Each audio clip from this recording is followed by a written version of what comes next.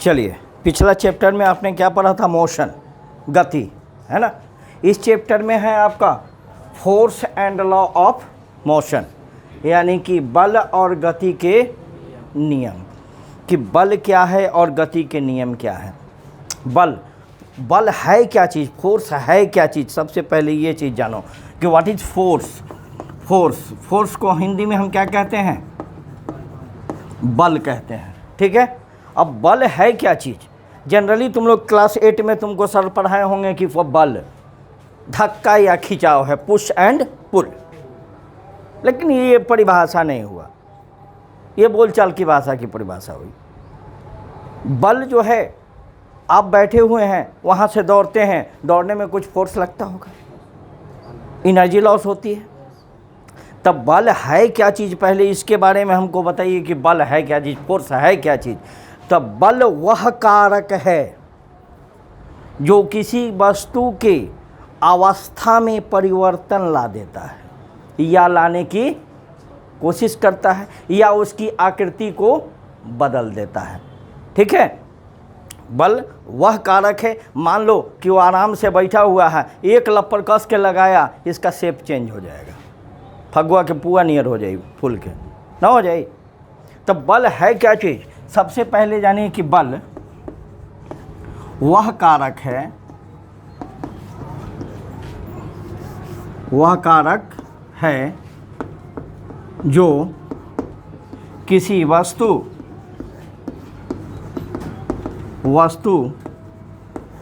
की अवस्था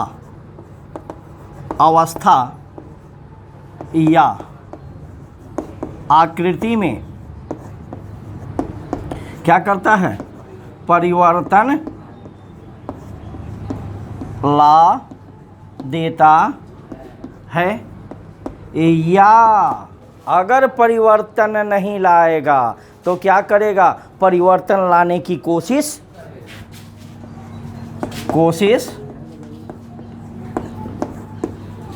करता है, ठीक है। तो बल क्या है? बल वह कारक है जो किसी वस्तु की अवस्था में परिवर्तन ला देता है या लाने की चेष्टा करता है, कोशिश करता है। यह पार्टिकल यहाँ रखा हुआ है ना, पड़ा हुआ है, इस पर हम फोर्स लगाएंगे, इसमें मोमेंट आ जाएगा, गति आ जाएगी, है ना। या कोई गति कर रहा है, इस पर फोर्स लगाओगे तो यह रुक जाएगा। यही ना बल है कि नहीं। तो बल का प्रकार इसमें होता है टाइप ऑफ फोर्स। अब क्या है? टाइप ऑफ फोर्स का मतलब क्या हुआ? बल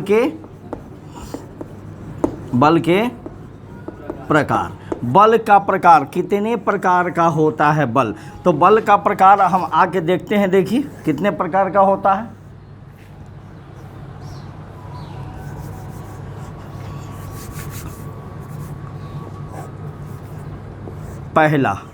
पहला कौन सा बल होगा?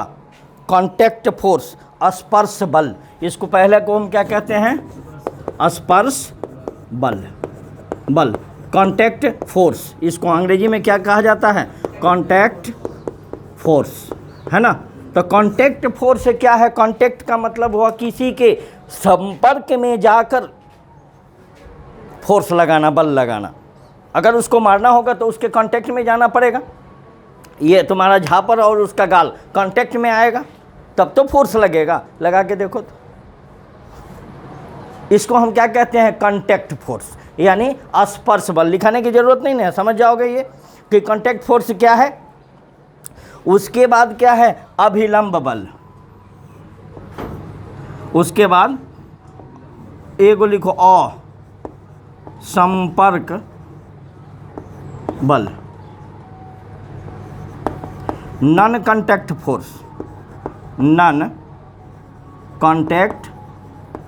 फोर्स, ठीक है। असंपर्क बल, ऐसा फोर्स देखा है जो बिना कांटेक्ट में आते हुए लगे?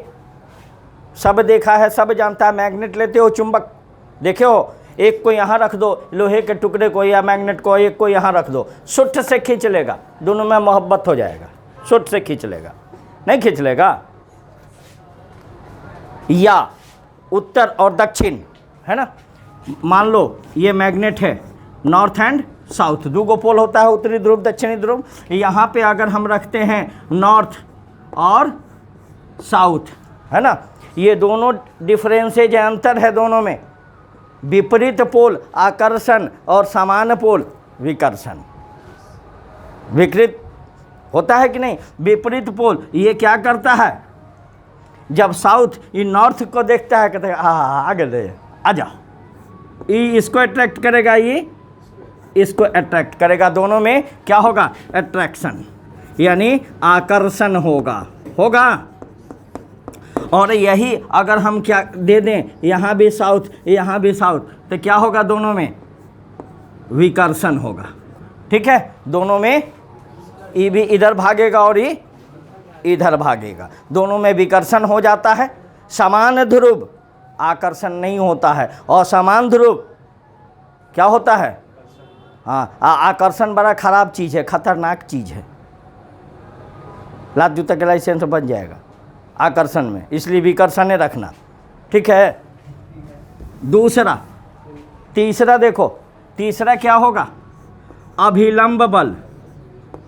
अभिलंब बल, अभिलंब बल क्या है जी, अभिलंब नॉर्मल फोर्स, नॉर्मल, इसको कहते हैं नॉर्मल फोर्स। नॉर्मल फोर्स क्या है, अभिलंब बल किसे कहेंगे, अंदाज़ा लगा के बताओ। जब कोई, मान लो ये मेज है, ये टेबल है ना, ये टेबल है, इस पर कोई वस्तु रखा हुआ है, पार्टिकल, ये कोई पार्टिकल, कोई वस्तु रखी गई है, इस पर यह क्या करता है, ये हम रखे हैं इसको, अगर ये हटा लिया जाए तो कहाँ चला जाएगा, नीचे, कि लहराता हुआ ऐसे करके जाएगा, इधर सीधा नीचे गिरेगा। सीधा का मतलब क्या होता है, किसी सरल रेखा पर कोई सीधी सरल रेखा आकर मिले तो वह क्या कहलाता है, लंब कहलाता है ना। तो यह कहाँ गिरेगा, सीधा गिरेगा। सीधा गिरेगा कहाँ, नीचे की ओर, यानी लंब की तरह, इसलिए इसको कहा जाता है अभिलंब फोर्स। यह एक फोर्स लगेगा इस पर, कहाँ, नीचे की ओर। यह कौन सा फोर्स लगेगा, mg फोर्स लगेगा। और इस पर ये टेबल जो है ऊपर की ओर नॉर्मल रिएक्शन फोर्स लगाता है। टेबल जो है ऊपर की ओर सीधा लगाता है, तब तो ये आ रहा हुआ है, ये टेबल पर लगा रहा है फोर्स। ये हाथ है, इस पर हम ये लगा रहा है फोर्स, छोड़ेंगे तो नीचे चला जाएगा, और ये हाथ इसको ऊपर की ओर सीधा फोर्स लगा रहा है, सीधा, तब तो ये आ रहा है। तो इसको कहते हैं हम अभिलंब बल। ठीक है, अब देखो, एक होता है तनाव, तनाव यानी टेंशन, टेंशन फोर्स। तनाव का मतलब क्या हो, रस्सी पतंग उड़ाए हो, जब मारते हो तो धागा में क्या होता है, उसका तनाव, टेंशन होता है, टाइट रहता है धागा, लूज हो जाएगा तब तो गिर जाएगा। काहे कि हवा पतंग पर फोर्स लगाती है, जिसके कारण उसकी डोरी क्या होती है, तनी हुई होती है। तनाव बल होगा कि नहीं होगा। चलिए, अगला चीज है फ्रिक्शन फोर्स, यानी घर्षण बल। इसको क्या कहते हैं, फ्रिक्शन फोर्स। कोई दिक्कत, फ्रिक्शन फोर्स, जब दो वस्तुएं एक दूसरे के संपर्क में आती है तो उससे फ्रिक्शन उत्पन्न होता है ना। तो फ्रिक्शन कहाँ होता है, रुखरादार सतहों में, चिकनी सतहों में फ्रिक्शन नहीं होता है। ऐसे हम चलते हैं बारिश के मौसम में, मिट्टी पर चलते हैं, आंख बंद करके भूजा ले लिए, मूंगफली खाते हुए जा रहे हैं, आराम से, कहीं कीचड़ है, यहाँ पैर रखते हैं, स्लिप करके सड़क से वहाँ चले जाते हैं। क्यों, क्योंकि वहाँ घर्षण बल कार्य नहीं करता है। तो घर्षण बल कब उत्पन्न होता है, दो सतहों के संपर्क में आने से, तब घर्षण बल उसमें होता है। कभी जाड़े के मौसम में देखते हो, रहोगे ऐसे ऐसे करते हो, घर्षण होता है, हाथ गर्म हो जाता है। कोई दिक्कत, ये घर्षण बल हुआ। उसके बाद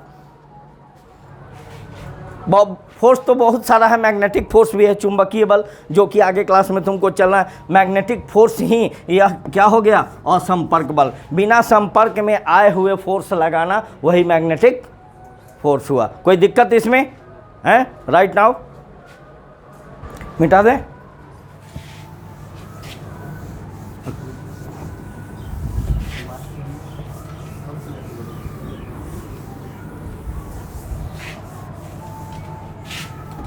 देखिए, अब कोई भी वस्तु में, एक वस्तु का, किसी भी पार्टिकल का एक नेचर होता है कि वह गति में है तो गति में ही रहना चाहता है। ठीक है, यह पंखा चल रहा है, घूम रहा है, तो यह घूमते ही रहेगा। कब तक? जब तक कोई बाहरी बल नहीं लगे। या कोई स्थिर वस्तु है तो उसकी प्रवृत्ति होती है कि हम स्थिर ही रहें। आराम से सोया हुआ है, कौन उठाएगा? सोते देना, करता है ना। तो कोई भी वस्तु की जो प्रकृति प्रवृत्ति के विषय में सबसे पहले इस पर अरस्तु ने भी, है ना, यूनान के साइंटिस्ट थे, दार्शनिक थे अरस्तु, उन्होंने भी सोचा। बाद में सबसे अंतिम में निष्कर्ष पर कौन आया? गैलीलियो।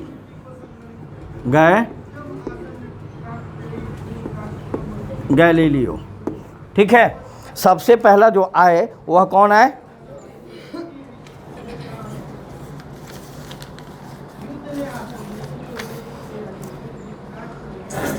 गैलीलियो ने। गैलीलियो ये कहाँ के साइंटिस्ट थे? गैलीलियो कहाँ के साइंटिस्ट थे? इटली के प्रसिद्ध फिजिसिस्ट थे। यह कहाँ के रहने वाले थे? इटली के। ठीक है, इटली के यह जो फिजिसिस्ट थे यानी भौतिक शास्त्री गैलीलियो ने 1564 से लेकर 1642 तक, 1564 से लेकर 1642 ईस्वी तक इस पर विचार किया, थिंक किया, सोचा, प्रयोग किया। और तब उन्होंने एक नियम दिया कि वह नियम क्या कहलाया? जरातो, है ना। जरातो इसको कहते हैं इनर्सिया। लिखा जाता है इनर्टिया, लेकिन होता है इनर्सिया। तो इनर्सिया है क्या चीज़? गैलीलियो ने सबसे पहले दिया।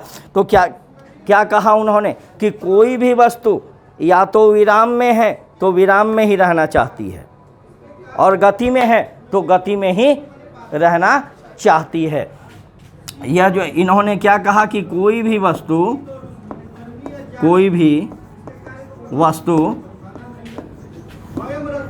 अपने पूर्व अवस्था को क्या करती है? बनाए रखना चाहती है। कोई भी वस्तु अपने पूर्व अवस्था को बनाए रखना चाहती है। किसने कहा? गैलीलियो ने कहा। ठीक है, क्यों कहा? उन्होंने क्या किया कि एक ऐसा लिया और यहाँ से क्या किया इन्होंने कि एक बॉल को छोड़ा,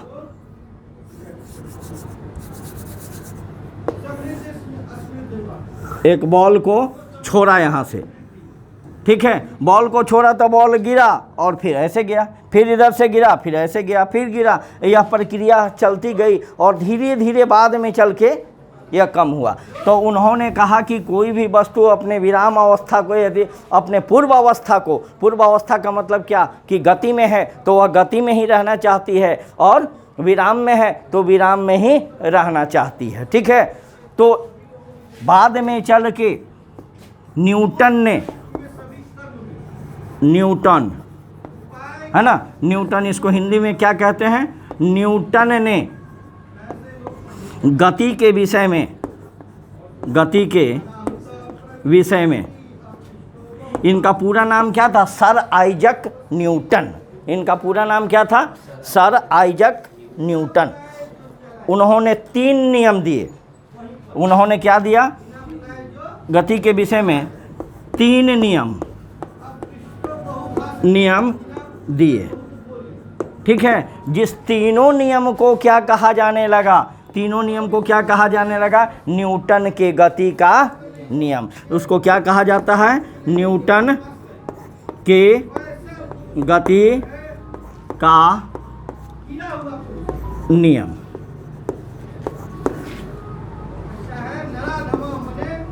न्यूटन लॉ ऑफ मोशन। ठीक है, उन्होंने 3 नियम दिया। न्यूटन लॉ ऑफ मोशन इसको कहा जाने लगा। तो सबसे पहला नियम क्या दिया, इसको नोट कीजिए, आगे बताते हैं। अब ये जो गैलीलियो के बाद कौन आए, गैलीलियो ने क्या बताया कि कोई भी वस्तु अपने विराम या गति की अवस्था को बनाए रखना चाहती है। तो न्यूटन साहब को खुजली होने लगी, हगवट कल शुरू हो गया, वो लगे खुजलाते खुजलाते आया कह कि हम नियम दे हम। तो उन्होंने भी गति का 3 नियम दिया। तो पहला जो नियम दिया गति का, पहला नियम, फर्स्ट लॉ ऑफ मोशन, है ना, गति का पहला नियम उन्होंने क्या दिया, पहला नियम जो है जड़त्व का नियम है ना। पहले नियम से जड़त्व की परिभाषा मिलती है, क्योंकि गैलीलियो ने क्या कहा था कि कोई भी वस्तु अपने विराम या गति की अवस्था को बनाए रखना चाहता है, जिस पोजीशन में है उसी पोजीशन में रहना चाहता है। अगर दौड़ रहा है तो दौड़ते रहना चाहेगा, रुका हुआ है तो रुके हुए रहना चाहेगा। कब तक रुकेगा, जब तक उस पर कोई बाहरी बल नहीं लगे, है ना। तो गति का पहला नियम क्या है, कोई भी वस्तु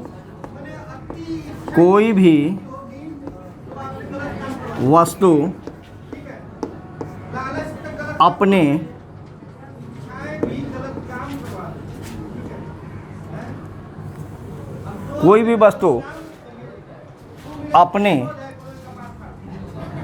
पूर्व अवस्था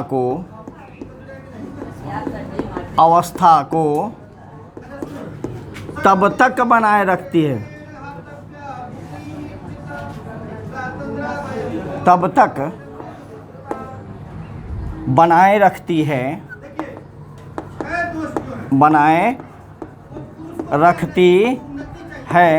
जब तक उस पर कोई बाहरी बल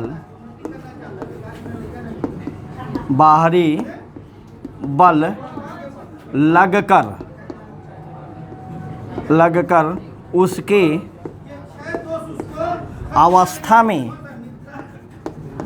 अवस्था में परिवर्तन न ला दे।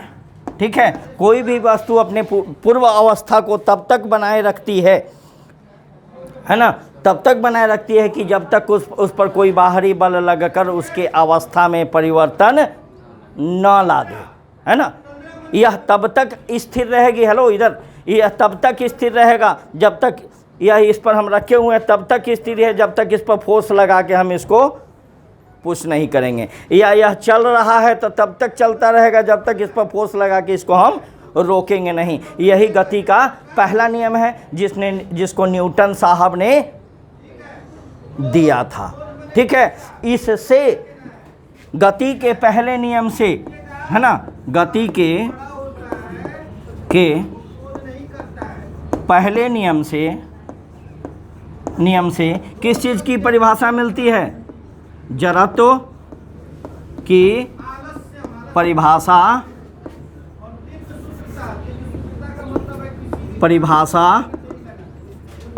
मिलती है। ठीक है, जड़त्व की परिभाषा मिलती है। क्यों मिलती है, क्योंकि गैलीलियो ने भी कहा था कि अब पूर्व अवस्था को बनाए रखता है, बोला था या नहीं कि पूर्व अवस्था को ही। फुटबॉल है यहाँ रखा हुआ, मरला लात की कूद के बाप कर भागलन कुछ दूर तक, भागता है कि नहीं भागता है, कब उस पर किक मारते हैं, फोर्स लगाते हैं। तो जड़त्व की परिभाषा हम क्या दे सकते हैं इस नियम से, जड़त्व की परिभाषा को हम किस रूप में लिख सकते हैं, कि जड़त्व किसी वस्तु का वह गुण है। जड़त्व किसी वस्तु का कौन सा गुण है, वह गुण है जिसके कारण वह अपनी विराम अवस्था या गति की अवस्था को बनाए रखती है।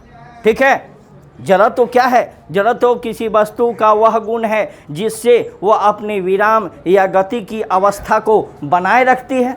कब तक बनाए रहेगी, उसमें एगो पोंछ जोड़ दिए न्यूटन साहब ने कि जब तक उस पर बल, बाहरी बल नहीं लगेगा। वह गुण है जिससे वह अपनी विराम या गति की अवस्था को बनाए रखती है। अब आता है बात कि जड़त्व होता कितने प्रकार का है।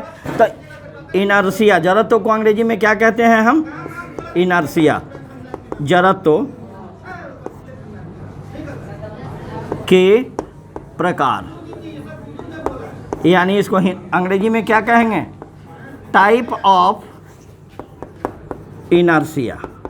ठीक है, तो पहला टाइप होता है इनर्शिया का, विराम का जड़त्व। इसको क्या कहते हैं हम, विराम का जड़त्व। विराम का जड़त्व का मतलब क्या हुआ, बोलो, विराम का जड़त्व का मतलब क्या हुआ, इसके कारण कोई वस्तु क्या होती है, स्थिर अवस्था में रहती है, स्थिर अवस्था में रहती है। कोई भी वस्तु इस जड़त्व के कारण क्या होता है, अपने विराम की अवस्था में, यानी स्थिर अवस्था में। दूसरा क्या होगा, गति का जड़त्व। ठीक है, गति का जड़त्व। गति का जड़त्व क्या, इनर्शिया ऑफ मोशन, इसको अंग्रेजी में कहा जाता है इनर्शिया ऑफ मोशन। तो जब ये विराम है, विराम का मतलब होता है स्थिर अवस्था, और ये गति का जड़त्व होता है, यानी कोई भी वस्तु इस जड़त्व के कारण क्या होता है, गति की अवस्था को बनाए रखती है। यह क्या करता है, गति की अवस्था को बनाए रखता है। यही कारण है ना, यही कारण है कि एक गिलास ले लेना, उस पर एक कार्डबोर्ड रख देना, कार्डबोर्ड, एक गिलास लेके उस पर कार्डबोर्ड रख देना और एक सिक्का लेके उस पर रख देना। ठीक है, और कस के कार्डबोर्ड को मारना, कार्डबोर्ड चले जाएगा उधर, सिक्का ग्लास में गिर जाता है। क्यों गिर जाता है, क्योंकि जब फोर्स हम लगाते हैं किस पर, कार्डबोर्ड पर जब हम फोर्स लगाए तो कार्डबोर्ड किस चीज़ में आ गया, मोशन में आ गया, गति में आ गया। लेकिन सिक्का अपने विराम अवस्था को बनाए रहा। ये आगे भागना चाहा फोर्स के कारण, फोर्स लगा तो ये गति में आया, और वह विराम में है, वह जस के तस सुट से नीचे चल गया, है ना। ये जड़त्व का कारण ही होता है। बस में चले हो, मोटरसाइकिल पर चले हो, पीछे बैठे हो, पापा गाड़ी चलाते हैं या कोई भी चला रहा हो, एकाएक ब्रेक मारा, मारते हो उसके हेमलेट में खट से मारे हो।